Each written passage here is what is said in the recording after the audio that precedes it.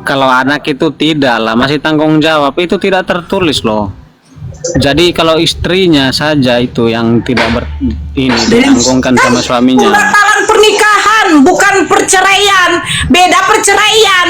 Pembatalan pernikahan, dibatalkan Oh iya, pernikahannya. paham. Contoh, Iya. saya mau menikah sama gondrong, ya kan? Nah, terus batal, sementara saya sudah mengeluarkan anak. Bagaimana status anak itu? Otomatis anak itu dikatakan anak hasil zina, karena dibatalkan pernikahannya. Beda kalau bercerai. Kalau bercerai sudah menikah, cerai, pisah, wajib si bapak menafkahi anaknya. Tapi kalau pembatalan tidak jadi menikah, apa kewajiban si laki-laki? Nggak ada. Jadi si perempuan pun mau menuntut tidak bisa. Ah, ah.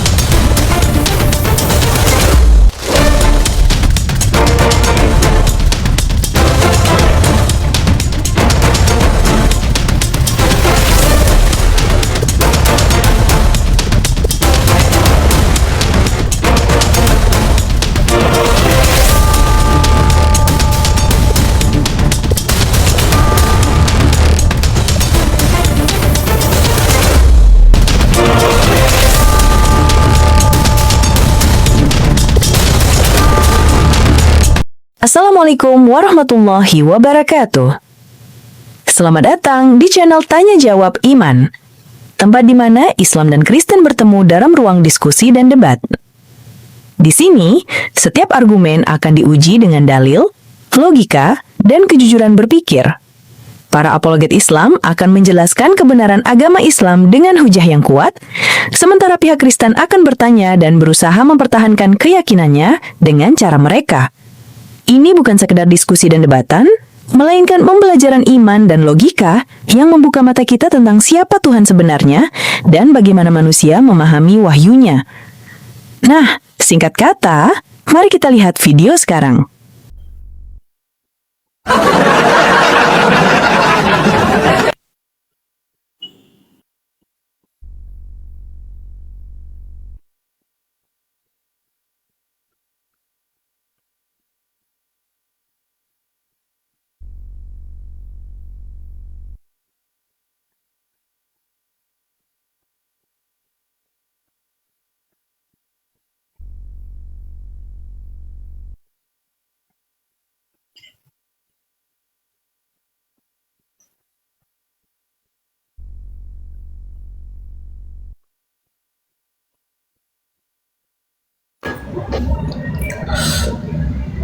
Assalamualaikum. Assalamualaikum. Oten ya kau. Assalamualaikum. Masuk Habis Islam makan kau. pedis. Habis makan cabai ini pedis. Kenapa? Minum darah Tuhan. Tukang kawin. Apalagi orang bilang saya tukang kawin. Tidak, itu kan saudara Kristenmu yang suka menghujat.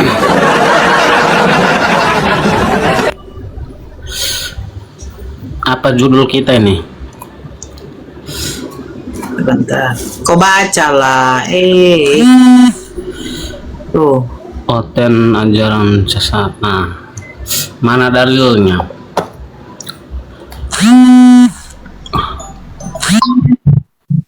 Ya, salam. Tunggu.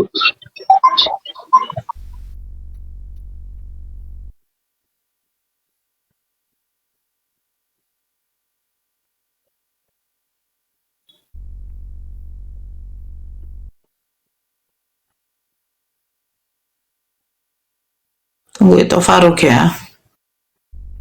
Sambil menunggu itu Faruk. Nggak konsen aku yang diskusi ini, weh. Kok kenapa lunas?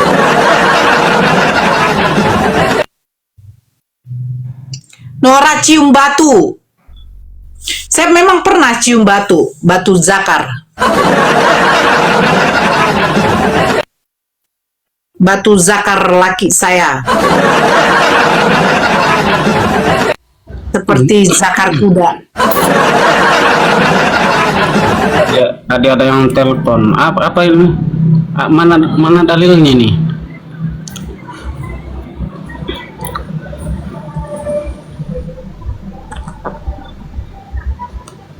Apa?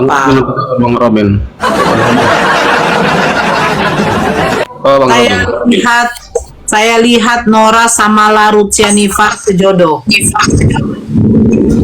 Bang Robin. Tahu. Ya, siap. Apa kabar, Bang? Baik, saudaraku, baik. Belok kiri ke Jalan Raja M. Tahir. Hai. Belok kiri ke neraka ini Bang Robin ini. Bahaya.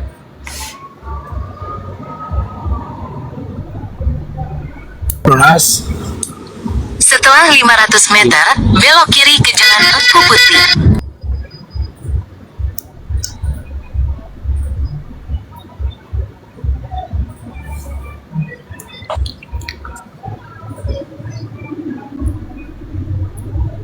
Apa ini kita bahas? Matius 24.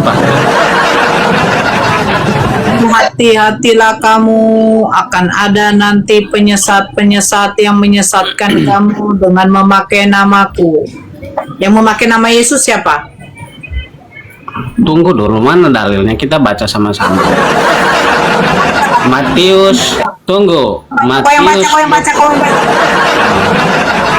Yang baca Matius 24. Cepat kau baca. Akan ada penyesat-penyesat yang datang menyesatkan kamu memakai namaku, memakai nama Yesus. Siapa yang selalu memakai nama Yesus? Jangan baca setengah-setengah baru. Siapa yang memakai nama? Sebab di bawah langit, Atas nama Yesus, Kristen. di atas langit, di bumi, di bawah bumi, semua pakai nama Yesus. Yang tidak pakai nama Yesus itu mati masuk neraka. Akan ada penyesat-penyesat yang memakai namaku. Yang memakai nama Yesus siapa? Tunggu, baca dulu. Bukan begitu. Untuk memahami Alkitab bukan begitu caranya. Coba kau baca. Ayo kita baca. Kau yang baca. Jawab Yesus kepada mereka, waspadalah supaya jangan ada orang yang menyesatkan kamu, sebab banyak yang akan datang dengan memakai namaku dan berkata akulah Mesias, ya kan? Berarti orang yang memakai nama akulah Mesias, mengakui dirinya Mesias, nah itulah penyesat. Dan mereka akan menyesatkan banyak orang. Kamu akan mendengar deru perang atau kabar-kabar tentang perang. Ya kan? Ini ayat ini kan satu kesatuan ini sampai 24:14. Jadi dia bukan poinnya di sini nih, bukan di 2 ini tentang penyesat yang di 24 ini saja. Bang Robin, abang kan mantan pendeta toh. Coba kita bahas ayat ini, Pak.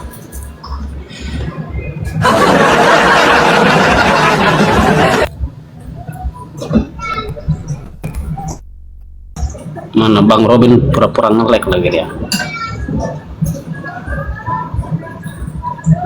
Coba Lukas 21 nomor 8. Oke, kita ke Lukas lagi. Kalau lunas apa tadi pertanyaannya? Lukas 21 nomor 8. Oh, saya mau bahas. Oh, ke Lukas dulu. Tunggu Bang Robin.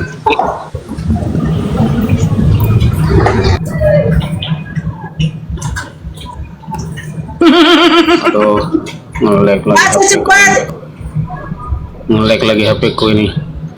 Tunggu, ini satu HP ini. baru nampak jelas yang wajahnya. Lagi kabur. Lukas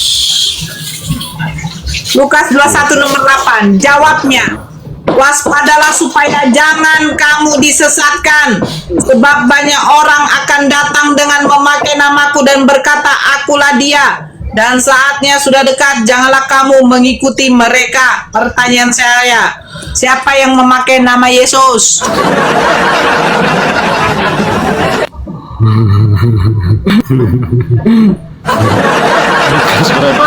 Siapa yang memakai nama Yesus?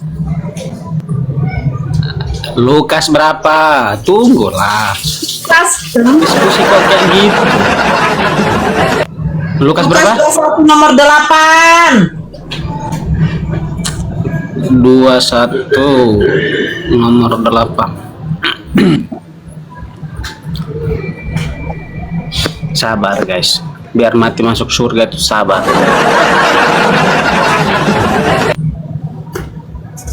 Lu ini satu HP ini.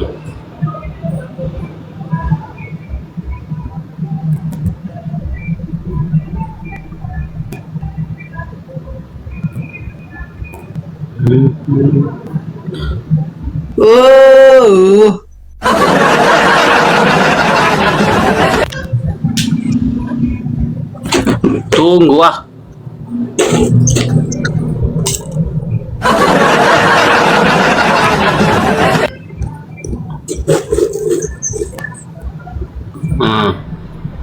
Lukas 21 nomor 8. Apa? Dan murid-muridnya bertanya kepadanya, Guru, bila manakah itu akan terjadi? Apakah tanda-tanda kalau itu akan terjadi? Jawabnya, waspadalah supaya kamu jangan disesatkan, sebab banyak orang yang akan datang memakai namaku dan berkata, akulah dia. Ya kan? Dan saatnya sudah dekat, jangan kamu mengikuti mereka. Dan apabila kamu mendengar tentang peperangan dan pemberontakan, janganlah kamu terkejut, sebab semua itu harus jadi dahulu. Itu tidak akan kesudahannya, akan datang segera. Ini Siapa yang ini datang kan memakai nama Yesus? Jawab. zaman ini. Siapa yang datang memakai nama Yesus? Iya, oke. Siapa? Orang-orang yang mau memakai nama Yesus. Siapa yang Iya kan? datang memakai nama Yesus? Orang yang mau memakai nama Yesus. Siapa itu? Ya orang-orang iblis pun ada yang memakai nama Yesus. Siapa yang memakai nama Yesus? Orang yang percaya kepada Yesus.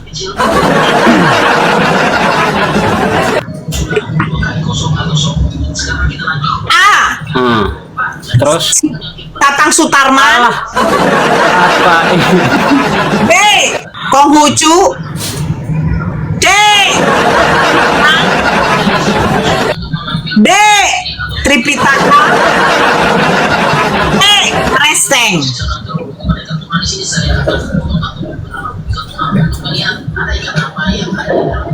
Ya oke, Kristen. Terus Berarti dia adalah penyesat. bukan begitu poinnya.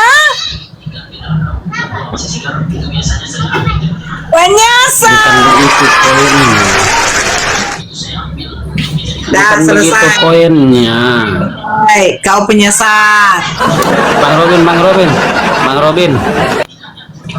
Bang Robin. Tidak, Bang Robin ini kan dia kan mantan pendeta. Bang Robin, Siap. Bang Robin, ayo kita Silakan, bahas silakan. ini Lukas 21 ini, Bang. Udah itu Kalau- benar yang dikatakan Nora itu. Allah. Aturannya bukan dalam nama Yesus, nama Bapa baru benar. Hah? Benar, karena Iya. dalam doanya kan nggak pernah dikatakan dua bapak kami di surga, dua Yesus kami di surga, dua bapak kami di surga. Ya itu dalam nama bapak kami di surga, itu yang benar. Kan itu doanya, Matius 6 ayat 9 sampai 13. Jadi nggak perlu kita bantah itu apa kata Sinora, benar itu. Bukan dalam nama Yesus, dalam nama Bapa.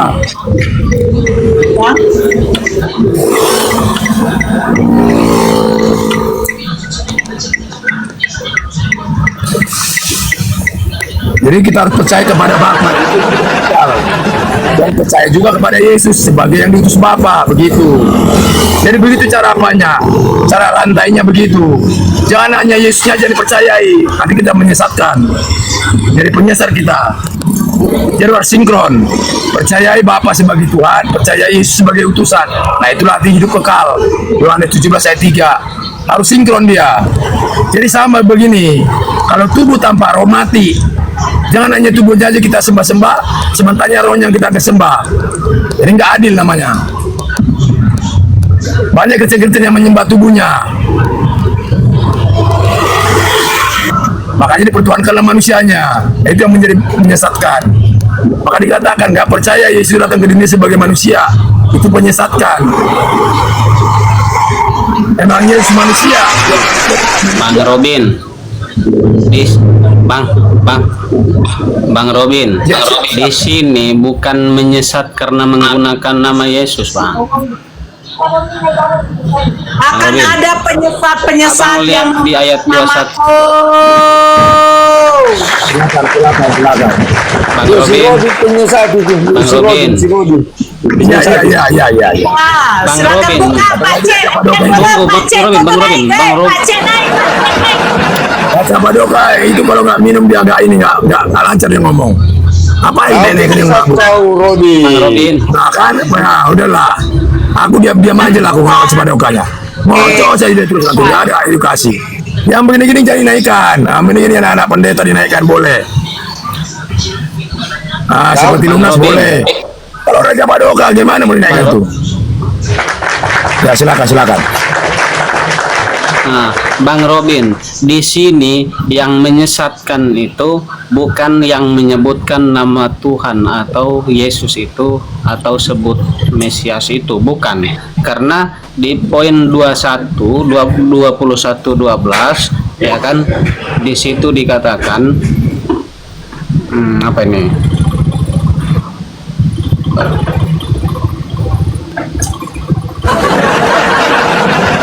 Bang, tunggu. Nah ini nih. Tetapi sebelum semua itu kamu akan ditangkap dan dianiaya karena akan diserahkan ke rumah-rumah ibadat dan penjara-penjara, dan kamu akan dihadapkan kepada raja-raja dan penguasa-penguasa oleh karena namaku. Nah itu. Ya iya, karena nama Yesus ya jelas. Kalau karena nama Bapa nggak bakal diserahkan kita kepada maut. Kalau karena nama Yesus pasti diserahkan. Karena apa? Pekerjaan-pekerjaan yang kita sebut itu kan pekerjaan yang menyebut nama Yesus itu ya menyesatkan. Makanya kita harus diserahkan kepada penjara. Begitu saudara. Lanjut. Tapi kalau pekerjaan-pekerjaan Bapa kita nggak dipenjarakan. Lanjut 13. Jadi kalau Hal itu pekerjaan akan anak manusia tidak menjadi penjarakan. kesempatan bagimu untuk bersaksi. Ya kan? Hal itu Ya, silakan. menjadi kesempatan bagimu untuk bersaksi, sebab itu ditetapkan di dalam hatimu supaya kamu jangan memikirkan lebih dahulu pembelaanmu, sebab Aku sendiri yang akan memberikan kepadamu kata-kata hikmat, sehingga kamu tidak dapat ditentang atau dibantah lawan-lawan. Ya iyalah, emang ada yang bisa menantang roh? Enggak Dan- ada. Kalau jasadmu masih banyak menantang, kalau Dan tubuhmu masih banyak menantang. aku akan- Rohmu siapa yang menantang kayak aku ini? Mana ada yang bisa menantang rohku? Kan begitu. Mana ada manusia yang bisa menantang rohku? Benar itu. Mana ada yang bisa menantang rohmu? Coba ada yang nggak bisa yang membunuh rohmu? Mana ada manusia bisa membunuh roh? Tapi kalau jasadmu ada banyak. Jadi makanya harus kita memahami ini secara ilahi, jangan memahami secara kepengetahuan dunia. Itu akan gagal. Jadi secara roh lah. Intinya secara roh itu kan identik dengan yang tidak kelihatan. Kalau kan nggak pernah kelihatan. Jadi maka dikata diajar dalam Yohanes 4 ayat 23 itu, menyembahlah dalam yang tidak kelihatan dan kebenaran. Roh itu berbicara tidak kelihatan. Jangan menyembah dalam yang kelihatan, itu akan sesat. Jangan percaya kepada yang kelihatan, itu akan sesat. Tidak Percayalah kepada yang tidak kelihatan. Maka dikatakan dalam Ibrani 11, tunggu dulu. Maka dikatakan dalam Ibrani 11, diajar kita untuk percaya kepada yang tidak kelihatan. Nah, itu intinya. Tetapi tidak sedikit pun dari rambut kepalamu akan hilang kalau kamu tetap bertahan dalam nama Yesus. Kamu akan diperoleh hidup, kamu akan memperoleh hidupmu. Nah, jangan menyerah sampai akhir, Bang. Katanya Yohanes Tuhan. 3:16. Dia Jadi? bilang percaya kepada siapa? Coba baca Yohanes 3:16. Percaya kepada siapa? Percaya kepada anak, bukan percaya kepada bapa. Kerana begitu besar kasih Allah akan dunia ini, sehingga ia telah mengaruniakan anaknya yang tunggal supaya setiap orang yang percaya kepadanya, percaya kepada anak, tidak binasa melainkan beroleh hidup yang kekal. Sebab Allah mengutus anaknya ke dalam dunia bukan untuk menghakimi dunia, melainkan untuk menyelamatkan oleh dia. Barang siapa yang percaya kepadanya, ia tidak akan dihukum. Barang siapa yang tidak percaya, ia telah berada di bawah hukuman, sebab dia tidak percaya kepada anak tunggal Allah. Jadi percaya kepada anak, bukan percaya kepada bapa. Percaya Yesus sebagai apa, Pak Pendeta? Percaya kepada Yesus sebagai anak anak Tuhan, firman. Percaya kepada Yesus sebagai anak Allah, firman Allah, Allah dan segalanya, bukan hanya utusan. Yesus ini ada banyak nama loh. 99 nama. Gigimu 99 nama. Dia bilang, aku guru, aku Tuhan, aku Allah, aku adalah domba, anak domba, aku adalah gembala, aku banyak. 99 kalau mau kira. Jadi yang kamu bilang utusan itu cuma ada satu dari namanya. Kalau percaya harus percaya semua. Mana 99? Aku adalah guru dan Tuhan, betul, 1, 2. Okey, gembala,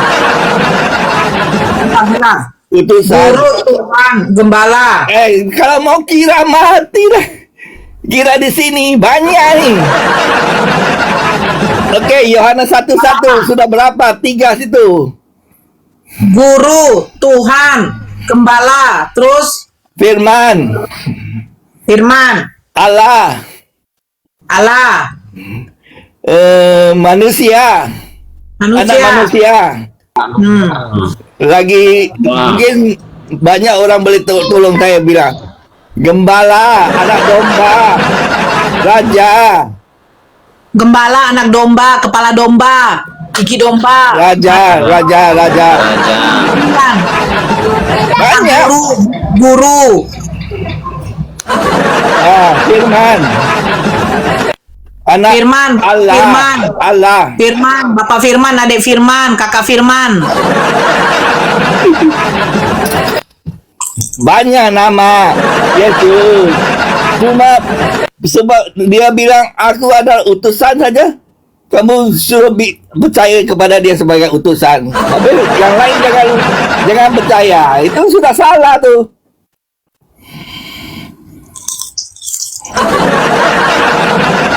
Wah, aku aku mau nanya nih sama Pak Anak Pendeta, udah pernah minum susu beruang belum? Belum. Pernah minum susu beruang? Hah? Udah pernah minum susu beruang? Belum. Susu etawa, susu kambing, Belum. susu unta, Belum. jadi susu cap nona Kalau udah. yang Belum. kalau yang nona-nona tidak pernah. Gimana dia mau pintar? Susu aja belum ada susu. Ini benar, aku bilang benar. Nama Yesus banyak. Sebentar, Pak Anak Pendeta udah pernah makan biskuit Milna? Tidak pernah dengar. Belum pernah dengar. Biskuit Milna, biskuit ATB udah pernah. Ada apa dengan itu? Dengan ke Itu kan mengandung susu, Pak. Itu lumayan ada susunya. Susu. Karena Yesus saja menyusui dari ibunya. Kalau Bapak tidak pernah minum susu, ini susah.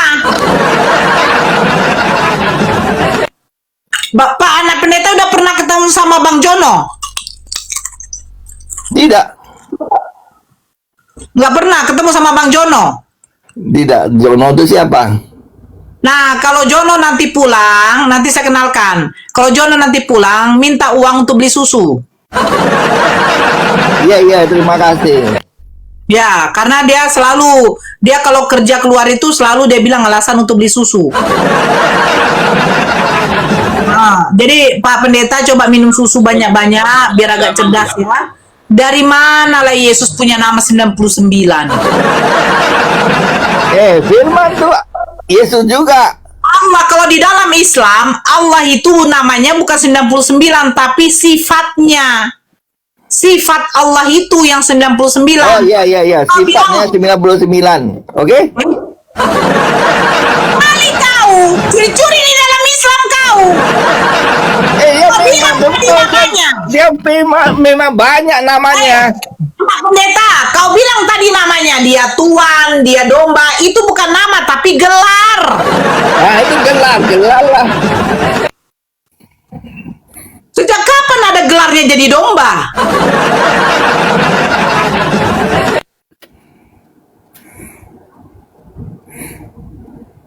Jadi kamu mesti mau percaya, harus percaya semua, jangan percaya satu saja. Nama dia gelar guru, gelar Tuhan, gelar Allah. Jadi kamu cuma satu aja. Cuma utusan. Okey. Memang ada utusan, tapi dia banyak lagi sifatnya. Seandainya aku bisa punya kuasa, akan kutarik lidahnya Pak Anak.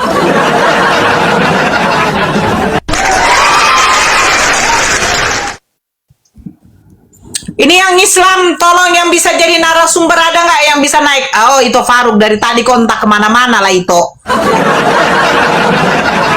Hentian lah itu. Gak jelas sinyalku nih. Apa dia? Kenapa? Bisa kemana itu? Faruk Tadi kepala lu. apa?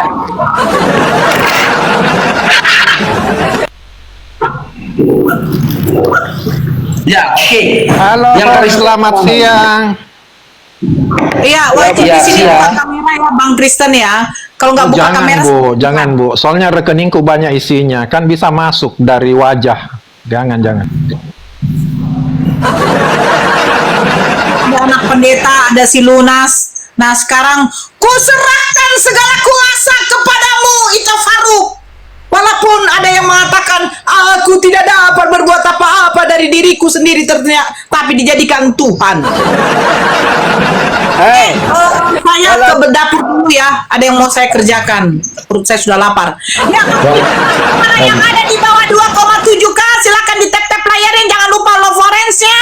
Terus jangan lupa juga di share-share ulang, di posting ulang, di share-share ulang, di share-share, di posting ulang, love orange-nya utama juga. Dan jangan lupa, ya, di sini butuh yang namanya tenaga. Itu, tapi sudah tidak ada lagi bunyi-bunyinya itu. Yeeha, nggak ada lagi. Ada, kemarin ada itu. Kanora, Kanora. Nah, Itu temanya Nora. Pak. Sedikit lagi temanya. Nora. Sedikit lagi. dah. Kalau Oke. kalau ada Kenapa dia janda-janda 500? kalau saya dulu. Janda-janda di bawah dulu bilang. Kalau ada janda-janda kresteng yang Janda-janda suka yang sama ada di bawah bilang kalau saya dulu. kursi lunak dulu. Gunting dia punya burung itu bau kali. Semua lah, semua. Enak kali Semua kau lah, Islam Muslim sangat juga tahu bodan. Muslim. Lanjut itu. Kenapa? Emang kenapa? Oke, gini. Apa Bang Lunas? Ya, kenapa harus janda yang memfollow kau mulai? Nah, itulah misi Kumentik ini sebenarnya, Bang.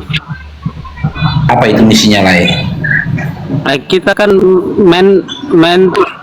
ya berkawan sama janda-janda harus banyak-banyak. Iya, setelah berkawan sama Itu yang janda-janda, follow tuh janda semua itu, Bang.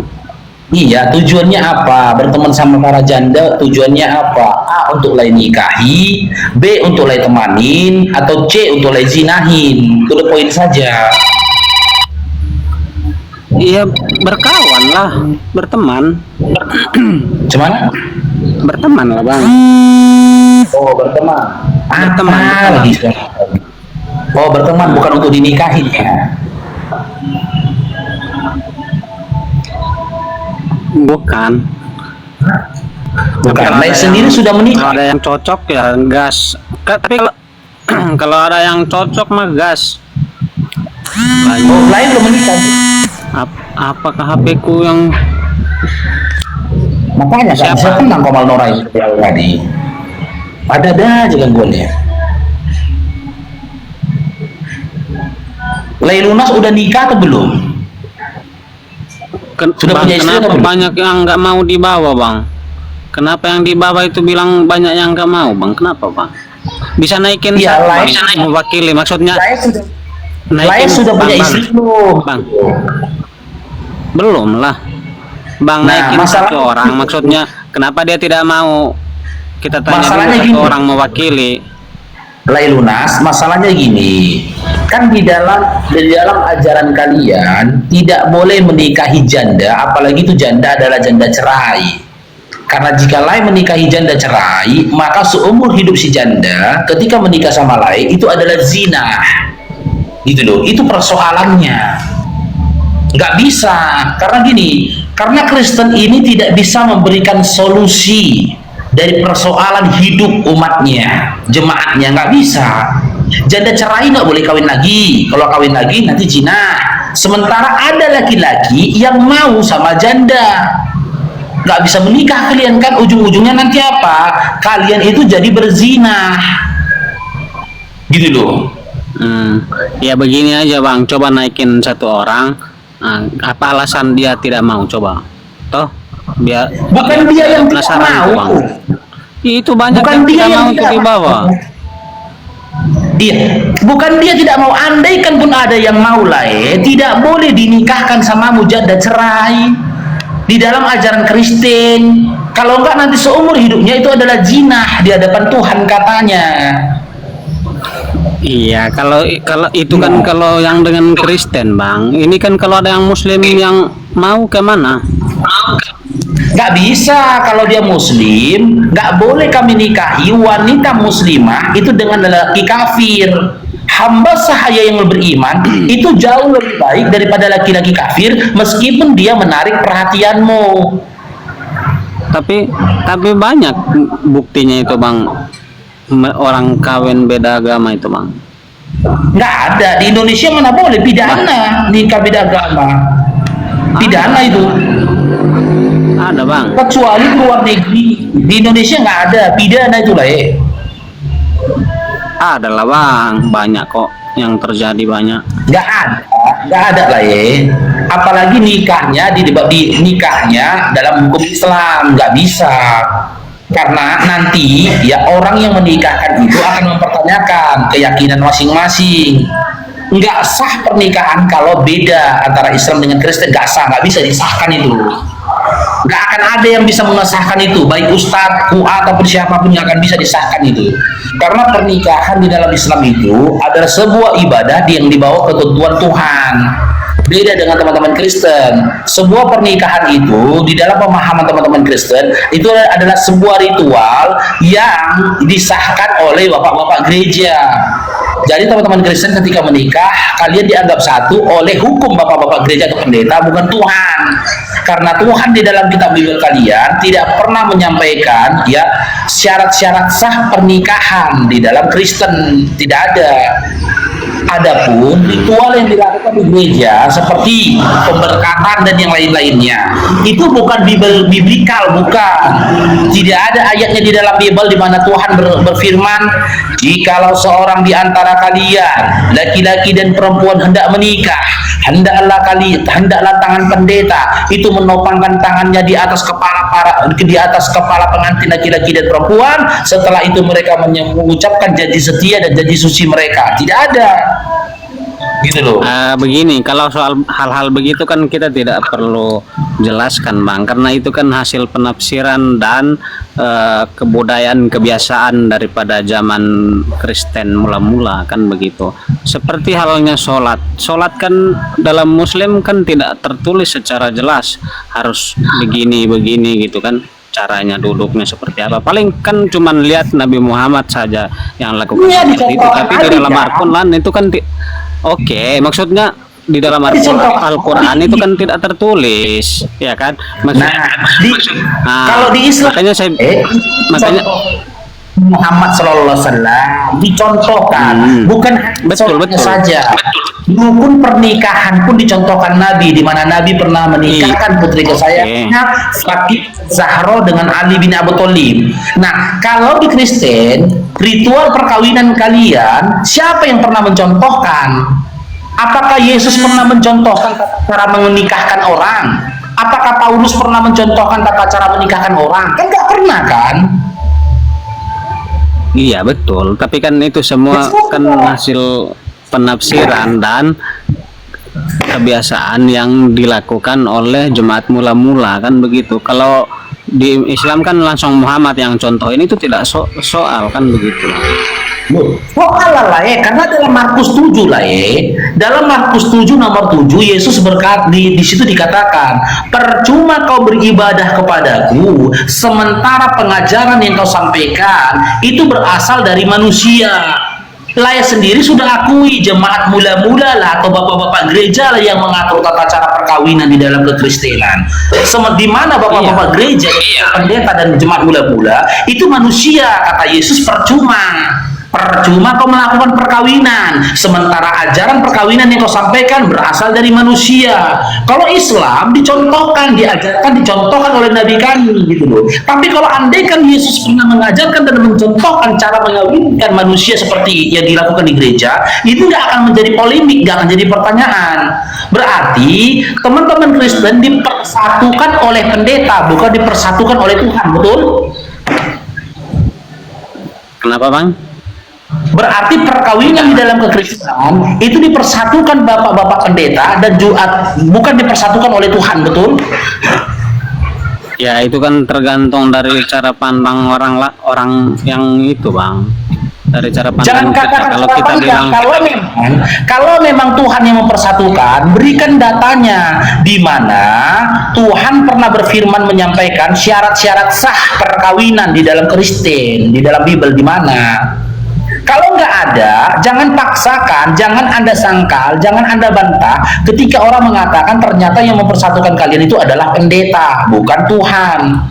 Gitu loh. Karena pendeta yang mempersatukan. Syarat-syarat apa maksudnya Bang? Syarat-syarat sah laki-laki seorang perempuan disahkan menjadi suami istri. Contoh gini. Lain mau menikah nih sama seorang perempuan, oke? Kalian mendaftarkan perkawinan kalian di gereja, oke? Nah, yang jadi pertanyaan, syarat-syarat apa yang harus Lai penuhi dan syarat-syarat apa yang harus dipenuhi oleh calon istrinya Lai berdasarkan ketetapan hukum Tuhan yang tertulis di dalam Bible kalian. Syarat-syarat apa yang harus dipenuhi? Silakan.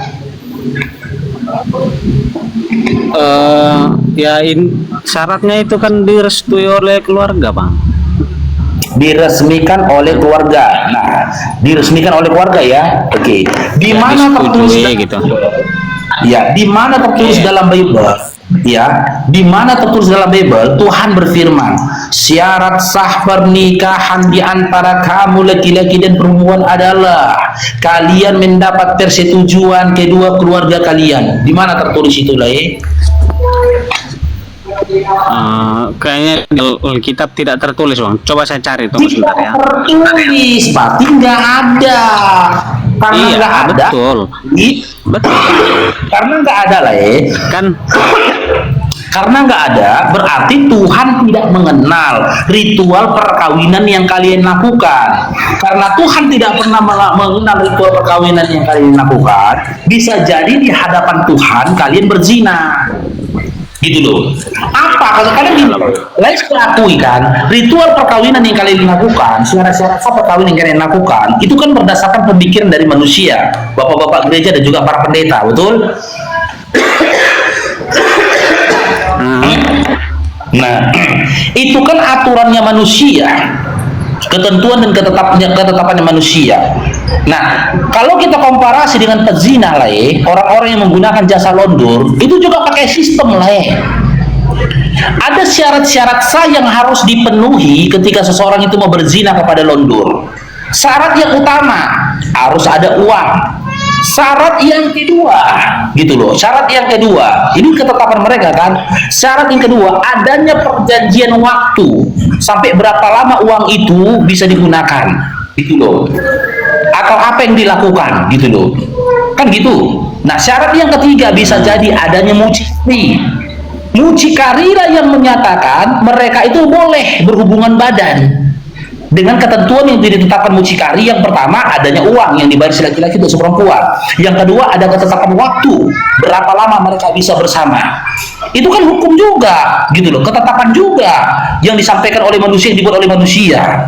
Tapi pada hakikatnya itu kan zina, gitu loh. Meskipun mereka memiliki kesepakatan seperti itu, sepakat satu sama lainnya, si laki-laki sepakat, si perempuan sepakat, tapi itu zina. Kenapa zina? Karena Tuhan tidak pernah memberikan ketetapan seperti itu untuk laki-laki menyetubuhi seorang perempuan, nggak pernah. Sama juga dengan kalian, karena Tuhan tidak pernah memberikan ketetapan kepada kalian untuk menjadi seorang suami istri itu hal-hal apa yang harus dipenuhi, bahkan apa yang kalian lakukan itu bukan berdasarkan ketentuan dari Tuhan, maka bisa jadi apa yang ada pada kalian itu bukan sebuah pernikahan, bukan sebuah pernikahan perkawinan, apalagi pernikahan, melainkan zina. Dan celakanya lagi, kalau Laya nanti punya anak, maka anak Laya ini adalah anak zina. Setelah Laya punya anak Laya anak zina, besar nanti anak Laya, kawin anak Laya punya cucu Laya lagi zina. Begitulah keturunan terus itu berzina. Karena apa? Tidak pernah Tuhan itu mempersatukan kalian, menjadikan kalian suami istri. Maka wajarlah, kata Yesus dalam Matius 7 nomor 23, "Enyalah kau dari hadapanku," kata Yesus, "sekalian pembuat kejahatan," kata Yesus. Kenapa Yesus mengatakan orang-orang yang memanggil dia Tuhan itu membuat kejahatan? Karena ternyata orang-orang yang memanggil Yesus Tuhan itu pelaku zina. Karena mereka menikah ataupun kawin tidak berdasarkan ketetapan Tuhan, tidak sah nikahnya di hadapan Tuhan, karena Tuhan tidak pernah mengajarkan hal itu. Yang kedua, kenapa dikatakan pelaku kejahatan? Karena mereka telah menghasilkan anak-anak zina. Kenapa mereka dikatakan anak-anak zina? Karena pernikahan mereka itu tidak sah di hadapan Tuhan, karena tidak pernah diberikan oleh Tuhan ketetapan itu. Apa bedanya sama pesundal tadi?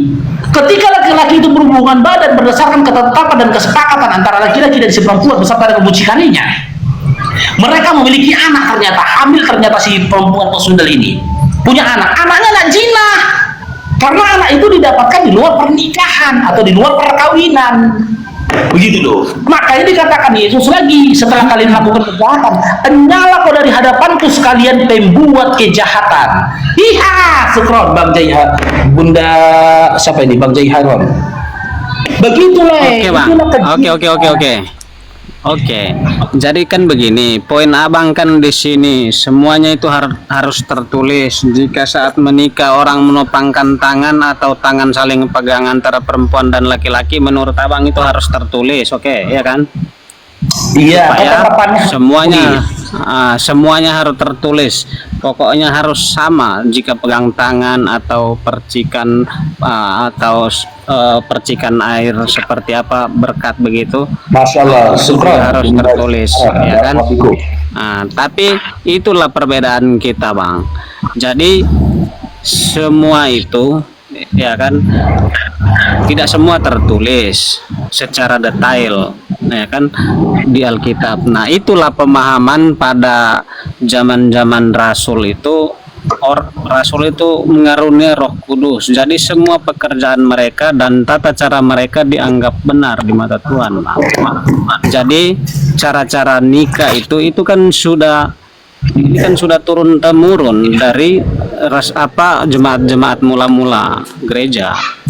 Jadi memang ada tertulis, itu betul. Tidak semuanya orang saling pegang tangan atau apa, itu kan tafsir. Seperti di Muslim kan banyak tafsir-tafsir yang tidak tertulis. Seperti sholat itu tidak tertulis secara jelas di Alkitab, di Al-Quran, semua itu.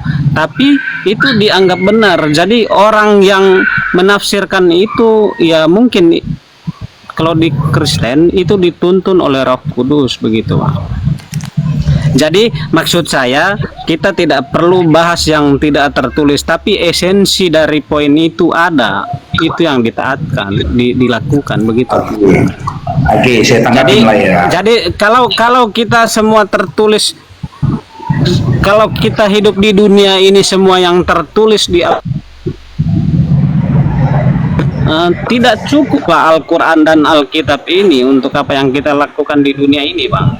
Oleh karena itu Tuhan memberikan kita akal untuk berpikir, menerjemah apa yang tertulis singkat itu.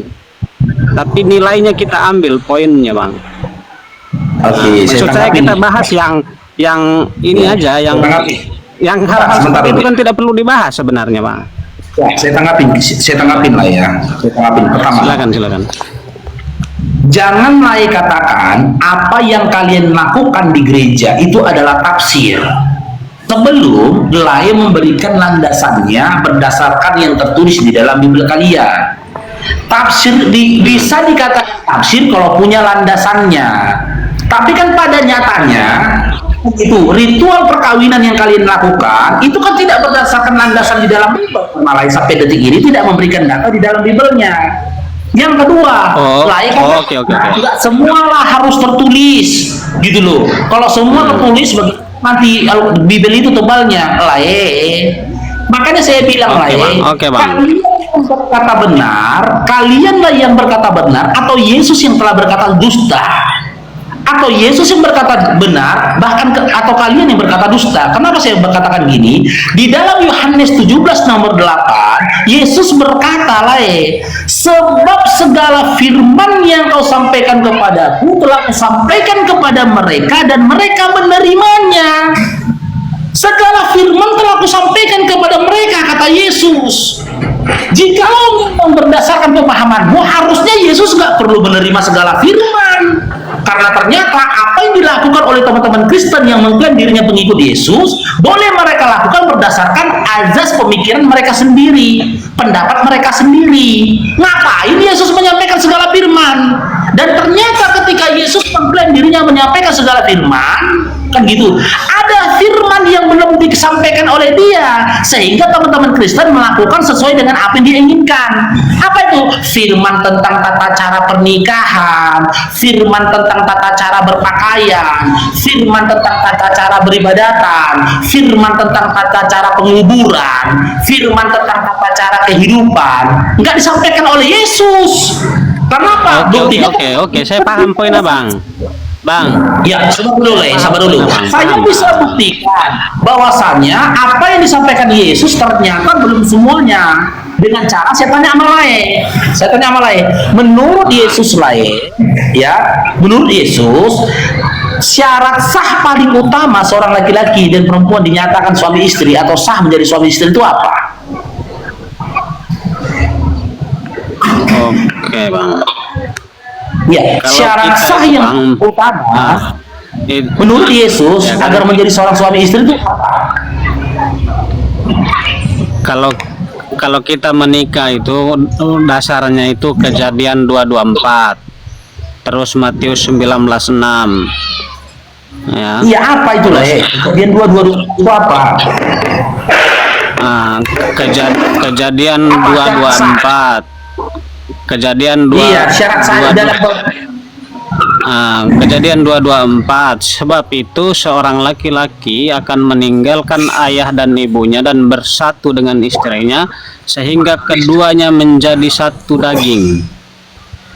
Nah, inilah itu sudah inilah. menjadi suami istri.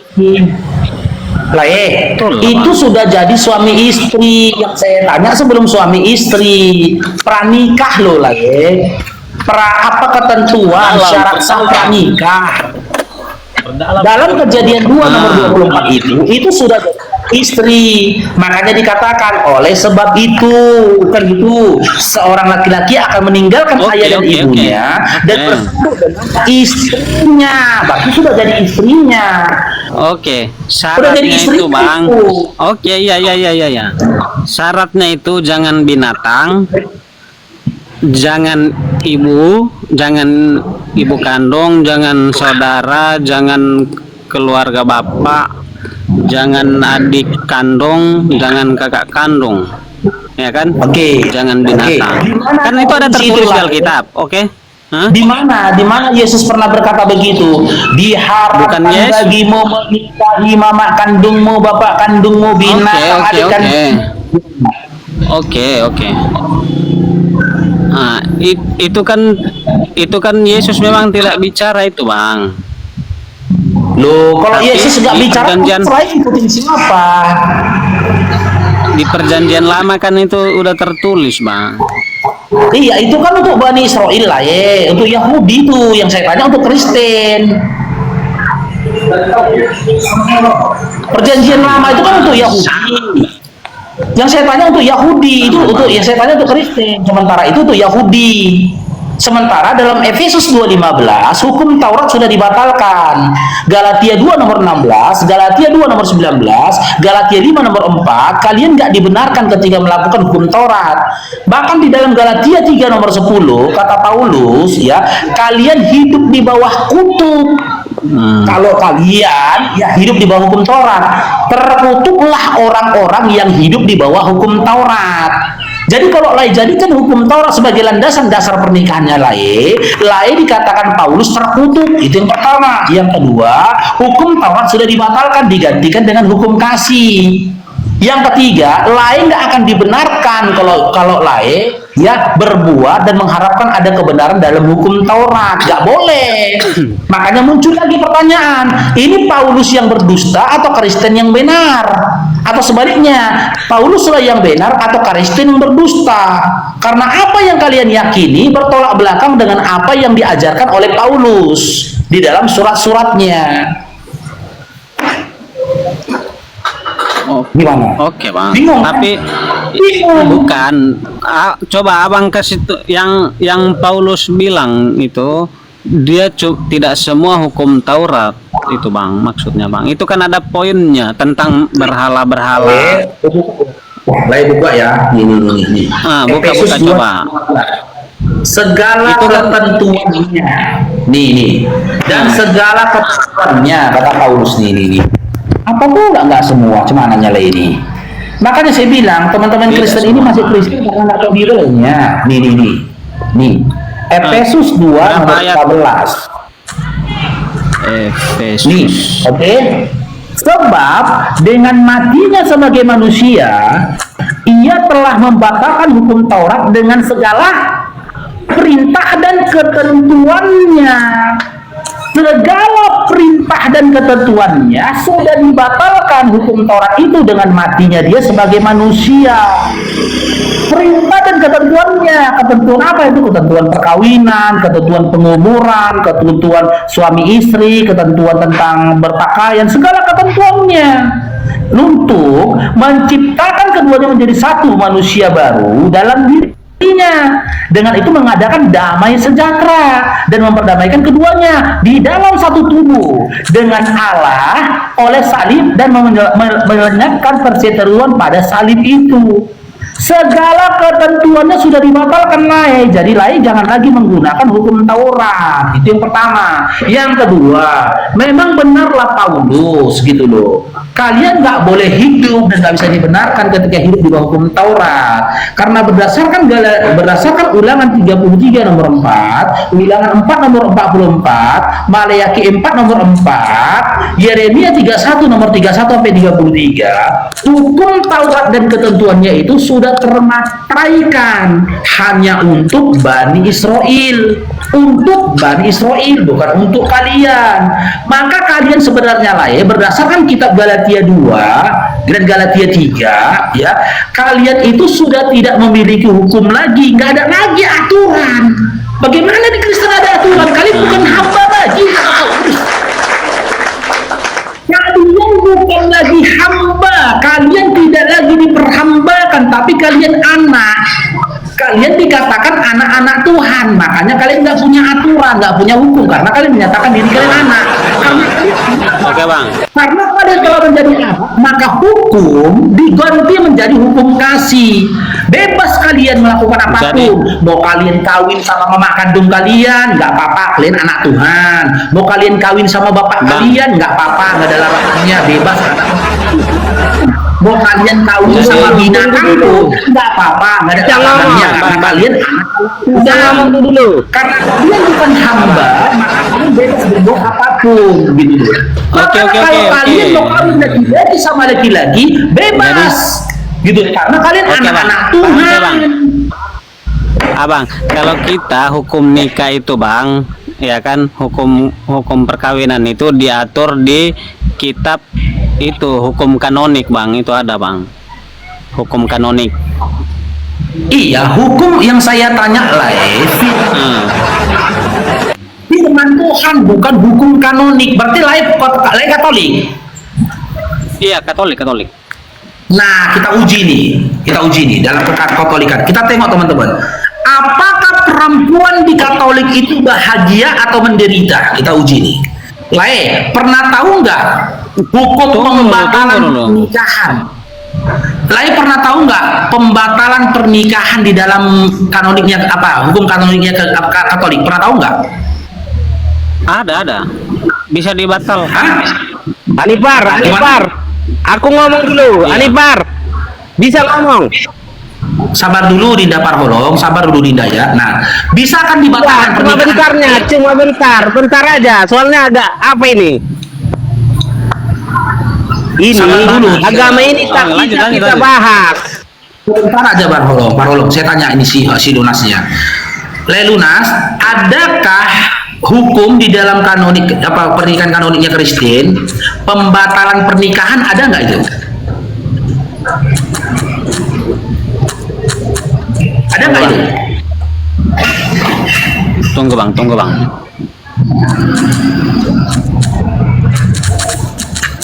Gue cari dulu di Google. Benar ya, nggak? Yang kan... benar nggak itu boleh dibatalkan pernikahan? Betul nggak?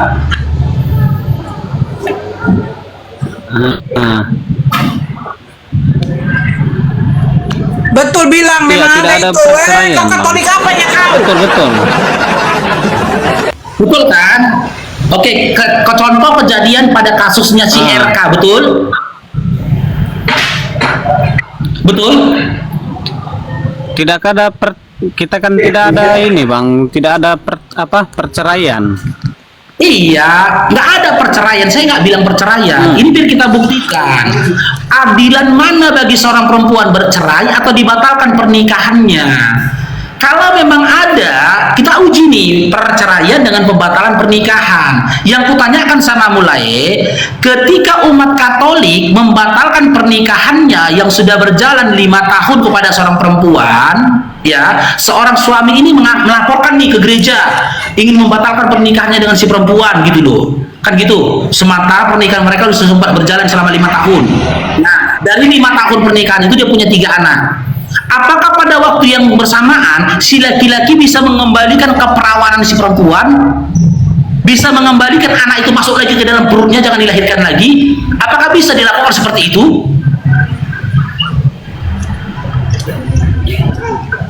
Bisa nggak begitu? Tunggu bang, saya Ketika lihat dulu pembatalan. laki- Saya pernah dengar, tapi saya belum pernah lihat dasarnya.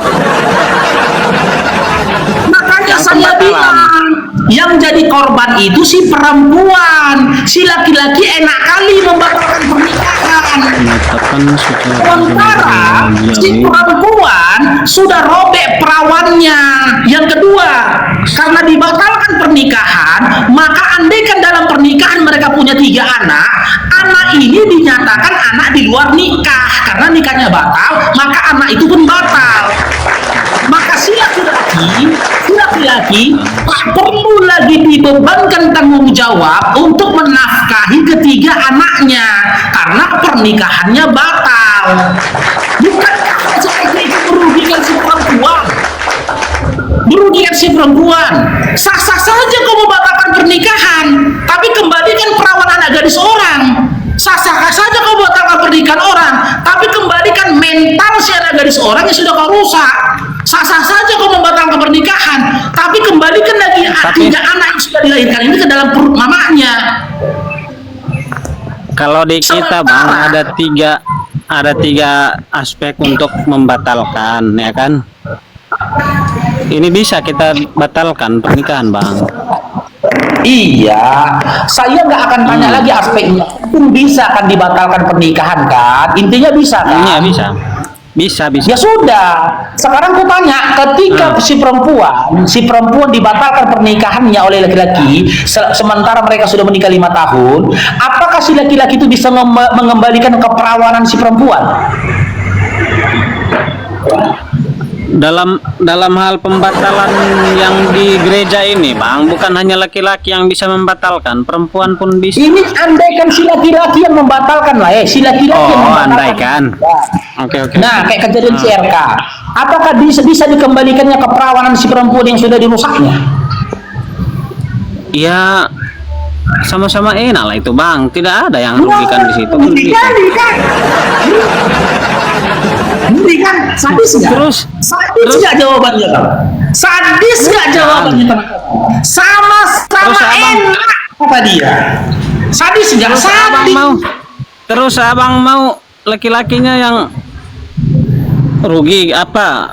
Hanya perempuan gitu yang rugi, terus laki-laki? Nggak ada kerugian si laki-laki di situ. Kenapa bang? Sabar dulu, biar ku kaji lah, jangan dipotong. Justru Malan pernikahan itu menguntungkan si laki-laki.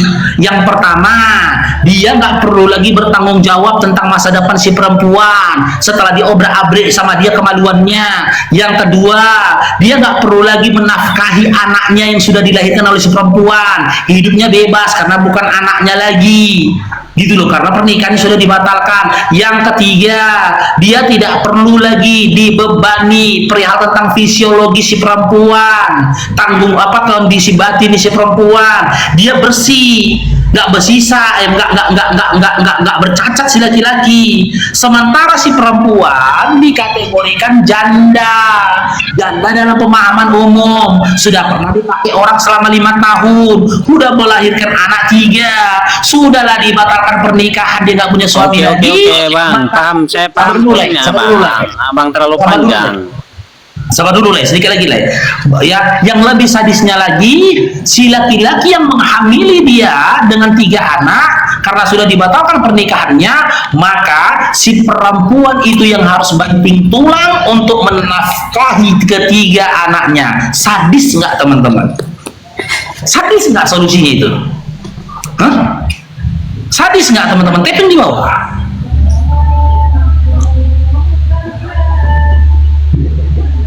Oke bang, abang bilang hanya perempuan yang rugi kan, dia jadi janda, terus laki-lakinya kan jadi duda juga, sama-sama rugi kan. Nah, kena sanksi sosial juga, ya kan. Rugi batin juga. Abang bilang hanya perempuan yang obrak-abrik, terus laki-laki emang tidak diobrak-abrik, iya kan Nora?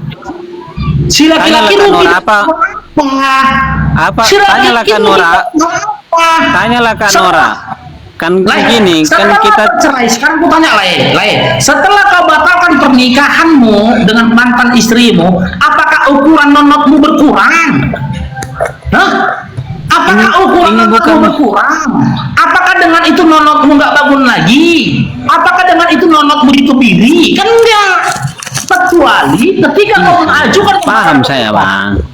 mau itu dikebiri, dikurangi ukurannya dari segini dipotong separuh tinggal segini, baru bisa kau rugi, kau katakan rugi. Kalau si perempuan nyata keruginya, dia nggak perawan lagi, maaf cakap kemaluannya bentuknya macam mana karena udah melahirkan 3 anak. Yang kedua, setelah kau batalkan pernikahan, kau nggak bertanggung jawab lagi kepada anak-anakmu. Si perempuan yang banting tulang membiayai anak-anakmu, rugi di mana kau? Itu namanya paling victim. Kau merasa terzolimi, padahal kalian laki-laki lah pelaku zolimnya. Enak kali dia gitu, batalkan pernikahan. bukan, Bang. Setelah itu menikah lagi dia sama perempuan baru yang perawan. Udah seleksi gitu, Abang. batalkan pernikahannya, menikah lagi, nggak perlu kasih tanggung jawab lagi pada anak-anaknya. Batalkan pernikahannya, enak kali. Kok merasa dirugikan kalian Bang. lagi-lagi? Untung kalian lagi-lagi ngarang aja. Kalau saya pribadi saya merasa rugi lah kalau saya batal, Bang. Apa yang dirugikan dari lain kalau dibatalkan pernikahanmu? Apa? Begini, saya sudah merancang masa depan bersama dia. Saya sudah A kali B kali C, tapi kan dia batalkan pernikahan ini. Ya saya lah yang rugi. Ya kan? Apa dalam hal apa kau dirugikan lain? Berkurang rupanya ukuran nonotmu kalau dibatalkan pernikahan. Iya dulu kan dia ini berdiri tegak. Nah, setelah menikah kan dia layu-layu dikit kan begitu. Ada juga begitu. Rugi lah, Bang. Kalau itu Karena dia bukan dirugikan obrak-abrik. kau lain. Karena dia obrak-abrik. Itu bukan dirugikan. Itu bukan kau Abang bilang, dirugikan. Sama, Itu bukan Bang. Macam mana? Memang kau Sama lah. penyakit. Memang kau penyakitan, bukan dirugikan. Kau penyakitan. Ya nggak aja. Waktu sebelum menikah Iya, berdiri gini, setelah menikah begini, lo ya begini. Yang gara-gara bini Iya, kau yang dihadapkan sama kau makanya gini. Coba ganti bini Iya, baru kau begini kau. Ya penyakitan lah kalau diemut terus sama ceweknya diobrak-abrik. Ya kan begitu. Nah, sama, Bang, tidak ada. Begini loh, pembatalan atau perceraian itu adalah konsekuensi yang harus ditanggung jawab kedua belah pihak. Jadi pertanyaan teman-teman masih mau menjadi Kristen, coba lah. Tunggu dulu, Jan. Tunggu dulu lah, Bang. Dengar. Inilah kita para apologit Islam hadir di sini teman-teman untuk menyampaikan kalian, menyuarakan kepada kalian, jangan kalian jadi Kristen. Ngeri kali kan. Bayangkan, tengok itu mantan istri Pak Tile itu, dibatalkan pernikahannya, jadi apa dia? Jadi anjing. Tunggu dulu, Bang. Gak merasa bersalah pula dia jadi.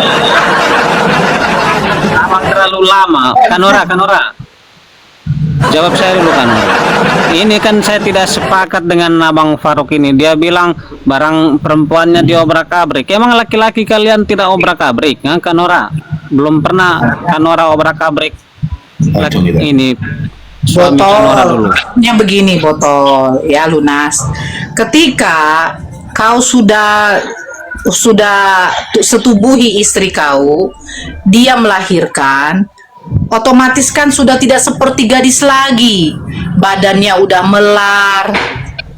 Dia mengeluarkan Iya kan anak itu. sampai, dengar dulu, dia mengeluarkan anak sampai 2 atau 3. Setelah dia melahirkan, dia harus menyusui, begadang, mengurus anak. Oh, oke, saya paham. Ketika sudah terjadi pembatalan pernikahan, siapa yang dirugikan? Perempuan lah. Oke, begini. Ya udah, betul kan? Itulah tersiksanya. Tunggu Coba. dulu. Tunggu Dulu, bukan tunggu Begini. dulu. Sekarang begini, tanggung jawab kau untuk menafkahi istri kau tidak ada lagi. Tanggung jawab kau untuk menafkahi anak-anakmu tidak ada lagi. Karena sudah terjadinya pembatalan pernikahan. Kalau anak itu tidak lah, masih tanggung jawab, itu tidak tertulis loh. Jadi kalau istrinya saja itu yang tidak ditanggungkan sama suaminya. Pembatalan pernikahan bukan perceraian. Beda perceraian. Pembatalan pernikahan. Dibatalkan Oh iya, pernikahannya. paham. Contoh, Iya. saya mau menikah sama gondrong. Ya kan? Nah, terus batal sementara saya sudah mengeluarkan anak. Bagaimana status anak itu? Otomatis anak itu dikatakan anak hasil zina karena dibatalkan pernikahannya. Beda kalau bercerai. Kalau bercerai sudah menikah, cerai, pisah, wajib si bapak menafkahi anaknya. Tapi kalau pembatalan tidak jadi menikah, apa kewajiban si laki-laki? Nggak ada. Jadi si perempuan pun mau menuntut tidak bisa. Terus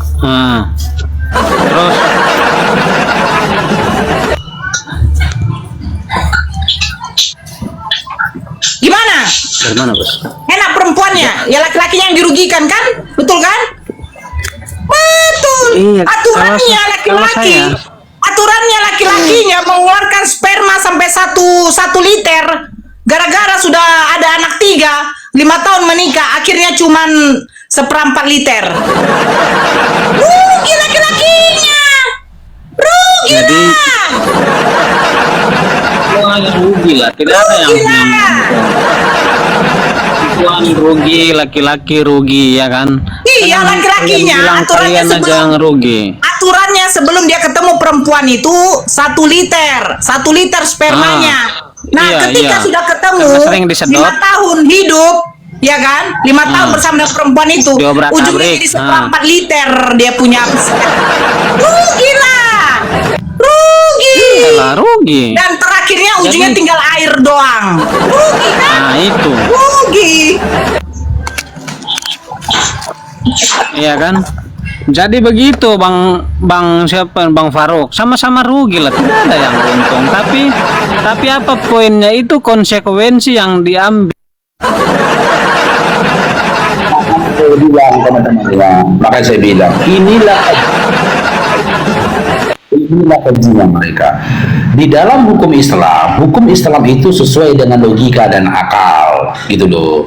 Kenapa laki-laki itu wajib hukumnya menafkahi istrinya dan juga anak-anaknya? Karena teman-teman, ya, kalau kita berbicara lebih intens lagi tentang hubungan suami istri, ya, si laki-laki lah yang mendapatkan kenikmatan dari hubungan itu tadi. Si laki-laki itu yang pertama. Yang kedua, itu kebutuhan khususnya si laki-laki, makanya si laki-laki yang bertanggung jawab atas nafkah. Yang ketiga, karena kenapa si laki-laki yang bertanggung jawab atas nafkah? Karena si laki-laki yang memiliki kekuatan lebih kuat daripada si perempuan berdasarkan genrenya, gitu loh. Tapi mereka ini merasa terzolimi, merasa teraniaya. Mereka begitu, teman-teman. Sama seperti kejadian kan, mereka yang nggak mau teman-teman, mereka yang nggak mau untuk membuat surat aturan, memenuhi peraturan untuk membangun rumah ibadah, lalu dilarang karena mereka nggak punya surat. Mereka teriak, kami dibubarkan beribadah, gitu. Abang, tunggulah dulu Bang, lama kali bicara kau Bang. Dia bilang kami sama-sama dirugikan dari mana? Nikahnya batal. Dia nggak perlu bertanggung jawab lagi terhadap istrinya. Abang. Satu-satu lah Bang. Panjang kali ya Bang. Nah, saya sambil merokok ini, saya tutup kamera sebentar Bang. Jadi itu Bunda Nora saja mengakui bahwa dia juga mengobrak-abrik cowoknya dulu. Jadi tidak benar yang Abang bilang cuman kita yang obrak-abrik perempuan pun. Orang tolol kita kasih bicara, gimana? Bagaimana bisa si perempuan yang mengobrak-abrik kau sementara selaput perawan itu ada pada si perempuan? Tolol. Manusia memahami wahyunya. Nah, singkat kata, mari kita lihat video sekarang. Alhamdulillah, diskusi ini mengingatkan kita bahwa perbedaan bukan alasan untuk bermusuhan, tetapi kesempatan untuk saling memahami. Kita boleh berbeda dalam keyakinan, tetapi semua manusia sama dalam pencarian akan kebenaran dan kedamaian. Semoga diskusi ini membuka hati, meluruskan pandangan, dan menguatkan iman kita untuk terus belajar tanpa merasa paling benar sendiri. Jika ada hal yang menurutmu menarik, menantang, atau mungkin bertentangan dengan pandanganmu, sampaikanlah dengan cara yang baik dan beradab di kolom komentar. Karena sesungguhnya adab dalam komentar adalah cerminan dari keimanan seseorang. Terima kasih telah menyimak sampai akhir. Semoga Allah memberi petunjuk kepada siapapun yang sungguh-sungguh mencari kebenaran. Sampai ketemu lagi dan tunggu video selanjutnya diskusi dan debat apologetik Islam dengan oknum Kristen lainnya.